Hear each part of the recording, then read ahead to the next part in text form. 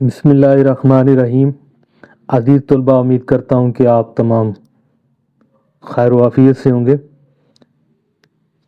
آپ ہمارے ساتھ ہیں اردو ایگزام اکیڈمی میں، اور آج ہم 11ویں جماعت کی اسلامیات کا باب سوم، جو کہ سیرت طیبہ صلی اللہ علیہ وآلہ وسلم کے نام سے ہے، اور اس کی ٹوٹل 4 جزء ہیں۔ الف میں اس میں نبی کریم صلی اللہ علیہ وآلہ وسلم بطور مثالی سربراہ خاندان، اور بے میں نبی کریم صلی اللہ علیہ وآلہ وسلم بطور مثالی سربراہ ریاست۔ یہ جو 2 لیسن ہے یہ ہم نے کل کی ویڈیو میں کر لیے تھے، تو آج کی جو ہماری ویڈیو ہے یہ بھی باب نمبر سوم۔ تو جیم جز اور دال جز یہ دونوں کا مطالعہ ہم کریں گے آج۔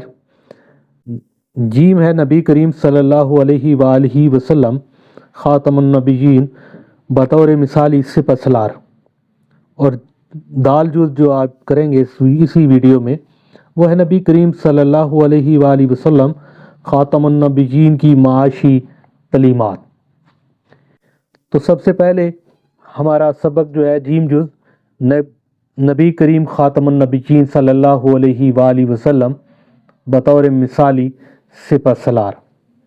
تو عزیز طلباء، اس کی مشق کی جانب آتے ہیں اور اسے حل کرتے ہیں، اور آپ کو درست جواب کی نشاندہی اور اس کے علاوہ مختصر سوالات کے جوابات جو ہے وہ سبق سے نشان لگوائیں گے، اور اس کے ساتھ آخر میں ہم تفصیلی سوالات کی جانب جائیں گے، اور دونوں جزء جیم اور دال اسی ویڈیو میں آپ ملاحظہ فرمائیں گے۔ تو مشق کی جانب بڑھتے ہیں۔ ہماری مشق ہے نبی کریم صلی اللہ علیہ وآلہ وسلم بطور مثالی سپہ سالار کی۔ اس میں سب سے پہلا سوال ہے، درست جواب کا انتخاب کریں۔ جز نمبر 1، حضرت سلمان فارسی رضی اللہ تعالیٰ عنہ کے مشورے پر عمل کیا گیا غزوہ خندق میں۔ جز نمبر 2، نبی کریم خاتم النبیین صلی اللہ علیہ وآلہ وسلم دشمن کو اطلاع ملنے سے پہلے مکہ مکرمہ پہنچ گئے فتح مکہ میں۔ جز نمبر 3، نبی کریم خاتم النبیین صلی اللہ علیہ وآلہ وسلم کے طاقت کے باوجود کفار کے ساتھ معاہدہ کرنے سے ہمیں سبق ملتا ہے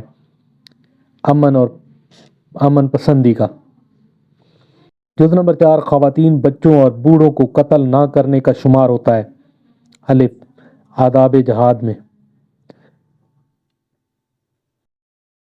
ہماری درست جواب کی آخری جز 5ویں اسماء حسنہ کی روشنی میں جہاد فی سبیل اللہ کا مقصد ہے اعلاء کلمات اللہ۔ اس کے بعد عزیز طلباء سوال نمبر 2 کی جانب آتے ہیں۔ سوال نمبر 2 مختصر جواب دیں، یہ بڑا اہم سوال ہے۔ پہلی جز بطور سپہ سالار نبی کریم خاتم النبیین صلی اللہ علیہ وآلہ وسلم کے 2 اوصاف لکھیں۔ صفحہ نمبر 63 پہ 63 پہ جواب ہے اس کا، یہ جواب ہے۔ سوال نمبر 2، جز نمبر 1، بطور سپہ سالار آپ خاتم النبیین صلی اللہ علیہ وسلم نے انتہائی کم افرادی قوت کے ساتھ بہت زیادہ کامیابیاں حاصل کی۔ ایک یہ آپ کا اوصاف آگے۔ آپ خاتم النبیین صلی اللہ علیہ وآلہ وسلم کی جنگی حکمت عملی بہترین اور بے مثال تھی، یہ آپ دوسرے اوصاف میں لکھ سکتے ہیں۔ آپ خاتم النبیین صلی اللہ علیہ وآلہ وسلم کی فتوحات کا راز ایمان، تقوی، شجاعت، بہادری، بے مثال اعصابی اور نفسیاتی قوت اور حربی ہمارت میں پوشیدہ تھی۔ یہاں تک عزیز طلباء یہ 2 لائنوں کا جواب ہے ہماری پہلی جز کا۔ دوسری جز ہے ہماری صلح حدیبیہ میں نبی کریم خاتم النبیین صلی اللہ علیہ وآلہ وسلم کے کردار کو بیان کرے، اور اس جز کا جواب جو ہے وہ بھی 64 پیج پہ ہے۔ تو 64 پیج اپنے ٹیکسٹ پہ جاتے ہیں، ٹیکسٹ بک پہ۔ سوال نمبر 2 اور اس کی جز نمبر 2 کا جواب۔ سوال نمبر 2 جو ہے وہ مختصر سوال کے حساب سے ہے، اور اس کی جز نمبر 2 ہے، نبی کریم خاتم النبیین صلی اللہ علیہ وآلہ وسلم نے اللہ تعالیٰ کے احکام کی روشنی میں لڑائی اور صلح میں سے ہمیشہ صلح کو ترجیح دی۔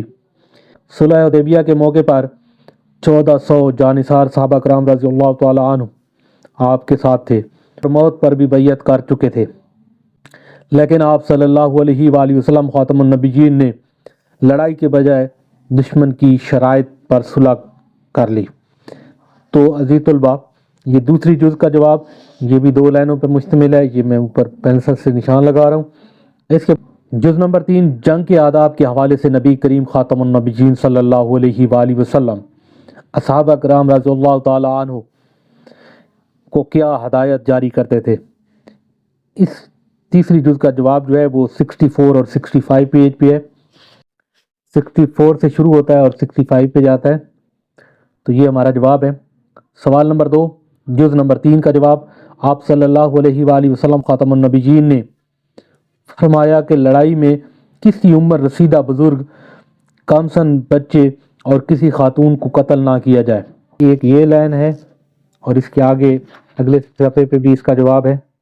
آپ صلی اللہ علیہ وسلم نے جنگی قیدیوں سے برا سلوک کرنے سے منع فرمایا، مقتولین کے اعضاء کاٹنے سے روکا، جہاد کے لیے جاتے ہوئے رستے بند کرنے کی بھی، کسی دشمن کو آگ میں جلانے سے منع فرمایا۔ یہ یہاں تھا، یہ 2 لائنیں اور ایک لائن جو تھی وہ پچھلے صفحے پہ تھی۔ جز نمبر 4 قیدیوں سے حسن سلوک کے بارے میں نبی کریم صلی اللہ علیہ وسلم کی تعلیمات تحریر کریں، 65 پیج پہ اس کا جواب ہے۔ یہ ہمارا جواب ہے۔ سوال نمبر 2 جز نمبر 4 کا جواب، غزوہ بدر کے موقع پر وہ لوگ قیدی بن کر آئے جنہوں نے تکالیف دے کر آپ صلی اللہ علیہ وسلم اور آپ صلی اللہ علیہ وآلہ وسلم کے ساتھیوں کو ہجرت پر مجبور کیا۔ تو یہ جواب ہے۔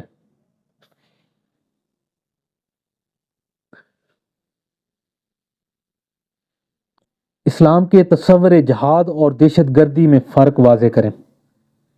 اس کا جواب 65 پیج پہ۔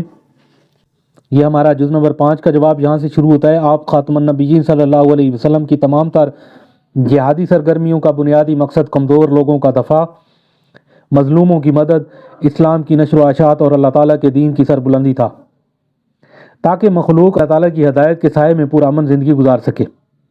ذاتی اغراض و مقاصد یا مفادات کا حصول، لوگوں کو خوف زدہ کرنا یا ان کے حل و اسباب پر قبضہ کرنے جیسی کارروائیاں دہشت گردی کے زمرے میں آتی ہیں۔ اس طلبہ ہمارا یہ 3 لائنوں کا یہ جو ہے جواب ہے۔ تو عزیز طلبہ، ہمارے مختصر سوال اس کے ختم ہوتے ہیں۔ اب اس میں ہمارا سوال نمبر 3 آخری سوال، تفصیلی سوال کا جواب ہے۔ بطور سپہ سالار نبی کریم خاتم النبیین صلی اللہ علیہ وسلم کے اوصاف اور آپ خاتم النبیین صلی اللہ علیہ وآلہ وسلم کی تعلیمات پر تفصیلی نوٹ لکھیں۔ تو عزیز طلبہ، یہ جو تفصیلی سوال ہے اس کو یاد کرنا انتہائی آسان ہے۔ یہ یہاں سے ہم نے سوال نمبر جز نمبر 1 شروع کی تھی بطور سپہ سالار، یہاں سے ہم نے یہ ساتھ میں ٹی لکھ دیتا ہوں، یہاں سے ہم نے تفصیلی سوال شروع کرنا ہے۔ یہاں سے شروع کریں گے اور یہاں تک ہم آ جائیں گے، یہ تفصیلی سوال میں آ جائے گا۔ اس کے بعد اگلے صفحے پہ آ جائیں گے عزیز طلبہ، خاتم النبیین کی حیات مبارکہ، یہ جو پیرا ہے یہ پیرا ہم پھر تفصیلی میں لکھ دیں گے۔ ایک پچھلے سبق میں پیرا آ گیا، ایک یہ پیرا آ گیا۔ اس کے بعد یہ 2 لائنیں، یہ جو سوال نمبر 2 کا جز نمبر 2 کا جواب ہے کہ آپ کے پاس مطلب کہ 1400 جانثار صحابہ تھے، پھر بھی آپ نے صلح کی، تو یہ 2 لائنیں اس میں شامل کر دیں گے۔ آپ صلی اللہ علیہ وسلم جو ہے ہمیشہ امن کو ترجیح دیتے تھے، نہ کہ لڑائی پہ۔ اچھا، اس کے بعد یہ لاسٹ میں آ جائیں گے، یہ جو جواب ہے اس میں آپ صلی اللہ علیہ وسلم نے فرمایا کہ کسی عمر رسیدہ بزرگ کو نہیں مارنا، کسی بچے کو نہیں مارنا، کسی خاتون کو نہیں مارنا۔ تو یہ بھی عزیز طلبہ ہم اپنے تفصیلی میں شامل کریں گے یہاں سے۔ اور اس کے بعد یہ 3 لائنیں لکھنے کے بعد قیدی بن کے آئے تھے آپ صلی اللہ علیہ وسلم کا، ان کے ساتھ سلوک جو تھا، یہ جز بھی آپ سرخی بھی دیکھ سکتے ہیں کہ جو قیدی بن کے آئے تھے ان کے ساتھ جو سلوک تھا وہ کیسا تھا، یہ 3 لائنیں لکھ دیں گے تفصیلی میں۔ یہاں تک کہ آپ اوکے کر دیں تو آپ کا تفصیلی سوال کمپلیٹ ہو جائے گا۔ تفصیلی سوال کو یاد کرنے کا سب سے آسان طریقہ یہ ہے کہ جو آپ مختصر نشان جو میں نے آپ کو لگوائے ہیں 5، تو وہ مختصر سوال تو آپ نے تیار کرنے ہیں، تو وہی مختصر سوال جو ہیں وہ آپ نے تھوڑے سے تفصیلاً انداز میں لکھ دینے ہیں، تو اس طرح آپ کا تفصیلی سوال تیار ہو جائے گا۔ عزیز طلبہ، ہمارے پاس دال جز ہے، یہ باب نمبر سوم کی آخری جز ہے، نبی کریم خاتم النبیین صلی اللہ علیہ وآلہ وسلم کی معاشی تعلیمات۔ تو اس کی مشق کی جانب جاتے ہیں۔ درست جواب کا انتخاب اس نمبر 1 اسلام کے معاشی نظام کا بنیادی اصول ہے اللہ تعالیٰ کو رازق ماننا۔ نمبر 2 انصار مدینہ کی اکثریت کا پیشہ تھا زراعت۔ نمبر 3 اسلام نے منع کیا ذخیرہ اندوزی۔ نمبر 4 ارتکاز دولت سے مراد دولت کا چند ہاتھوں میں جمع ہونا۔ نمبر 5 قرآن مجید میں اللہ تعالیٰ اور اس کے رسول خاتم النبیین صلی اللہ علیہ وسلم کے ساتھ کھلی جنگ قرار دیا جاتا ہے سود کو۔ تو عزیز طلبہ، اس طرح ہمارا پہلا سوال ختم ہوا۔ دوسرے سوال کی جانب جاتے ہیں۔ سوال نمبر 2 جو کہ مختصر جواب دیں، اسلامی معاشی نظام کے کوئی سے 2 اصول بیان کریں، 67 پیج پہ ہیں۔ عزیز طلبہ، یہ جواب ہے سوال نمبر 2 جز نمبر 1 کا۔ سب سے بنیادی اصول یہ ہے کہ ساری کائنات کا رازق اللہ تعالیٰ ہے۔ سب سے پہلا پوائنٹ جو ہے، معاشرے کا ہر فرد یہ حق رکھتا ہے کہ وہ ہر قسم کی چاہے جائز سرگرمیاں اختیار کر سکتا ہے اور اپنی استطاعت اور قابلیت کے مطابق رزق کما سکتا ہے۔ البتہ ان معاشی سرگرمیوں کی شریعت کا قائم کردہ حدود کا خیال رکھنا لازمی ہے۔ یہاں تک یہ جواب ہے۔ نمبر 2 ہے کھیتی باڑی سے متعلق اسلامی تعلیمات تحریر کریں، پیج نمبر 68۔ یہ جواب ہے ہمارا، زراعت بھی کسب حلال کا جائز ذریعہ ہے۔ انصار مدینہ کی اکثریت زراعت کے پیشے سے وابستہ تھی۔ دین اسلام نے کھیتی باڑی کرنے اور پھلدار درخت لگانے کی ترغیب دی۔ یہ ہمارا جواب ہے۔ اور اگر کوئی لکھنا چاہے تو یہ جو ہے، جو مسلمان کوئی درخت لگاتا ہے یا کوئی کھیت اگاتا ہے تو اس سے کوئی پرندہ، انسان یا جانور کھائے تو وہ اس کا صدقہ ہو جاتا ہے، یعنی اس کے لیے اجر و ثواب کا باعث بنتا ہے۔ یہ بھی کوٹیشن اس میں لکھ سکتے ہیں اس جواب میں۔ ارتکاز دولت معاشی نظام میں بگاڑ کا سبب ہے، وضاحت کریں، 68 پیج پہ۔ نبی کریم خاتم النبیین صلی اللہ علیہ وسلم نے ارتکاب دولت کی مذمت کرتے ہوئے اس سے اجتناب کرنے کا حکم ارشاد فرمایا۔ ارتکاب دولت سے مراد دولت کا مخصوص طبقے یا چند افراد کے ہاتھوں میں جمع ہونا اور دوسرے تک اس کا فائدہ نہ پہنچنا۔ یہ جواب ہے 1.5 لائن کا۔ 4 اسلام میں سود کی مذمت کس طرح بیان کی گئی ہے؟ تو یہ ہمارا 69 پیج پہ اس کا جواب ہے۔ سوال نمبر 2 جز نمبر 4 کا جواب، سود کی مذمت کس طرح بیان کی گئی ہے؟ قرآن مجید میں سود کو صریحاً حرام قرار دیتے ہوئے اسے اللہ تعالیٰ اور اس کے رسول خاتم النبیین صلی اللہ علیہ وسلم کے ساتھ کھلی جنگ قرار دیا گیا ہے۔ بس یہ 1 لائن کا جواب بہت ہے۔ جز نمبر 5 اسلام کی معاشی تعلیمات پر عمل کے 2 فوائد تحریر کریں، 69 پیج پہ اس کا جواب ہے۔ سوال نمبر 2 جز نمبر 5 آخری، اس کا جواب، نبی کریم خاتم النبیین صلی اللہ علیہ وسلم کی معاشی تعلیمات اور اسوہ حسنہ کی پیروی سے معاشرے سے غربت اور احتسال کا خاتمہ ہوتا ہے، لوگوں کے معاشی حقوق محفوظ ہوتے ہیں، دولت کی منصفانہ تقسیم ممکن ہوتی ہے، غریب طبقے کو معاشی تحفظ حاصل ہوتا ہے، امیر اور غریب کے مابین فاصلہ کم ہوتا ہے، کاروبار میں شفافیت بڑھتی ہے اور معاشرے میں بدنامی کی جگہ خوشحالی اور سکون آتا ہے۔ تو عزیز طلبہ، یہ آخری جز کا یہ جواب ہے، 3 لائنوں پہ مشتمل ہے۔ تو اس طرح ہمارا مختصر سوال جو ہے وہ ختم ہوا۔ اس کے بعد ہمارا تیسرا اور آخری سوال جو کہ تفصیلی جواب دیں ہیں، نبی کریم خاتم النبیین صلی اللہ علیہ وآلہ وسلم کی معاشی تعلیمات پر تفصیلی نوٹ لکھیں۔ 68 اور 69 پیج پہ تفصیلی جواب ہے۔ یہاں سے شروع کریں گے۔ ذرائع معاش، نبی کریم خاتم النبیین صلی اللہ علیہ وسلم نے نہ صرف خود تجارت فرمائی بلکہ اپنے اصحابہ کرام رضی اللہ تعالیٰ اور امت کو بھی اس کی ترغیب دی۔ تو عزیز طلبہ، یہ ہمارا تفصیلی سوال میں پیرا آ جائے گا، یہ سارا آ جائے گا۔ اس کے بعد یہ سوال نمبر 2، اس کا جواب بھی اس میں آئے گا کہ کیسے زراعت کو اس میں شامل کیا، پھر کہ زراعت والوں کا صدقہ کیسے نکلتا ہے کہ پرندے کھاتے ہیں۔ تو اس کے بعد یہاں تک کرنے کے بعد دوسری جز یہ آ جائے گی، اس میں ناجائز ذریعہ معاش سے اجتناب، یہ والا، یہ لائن اور اس کے بعد یہ ترجمہ اس میں لکھ دیں گے۔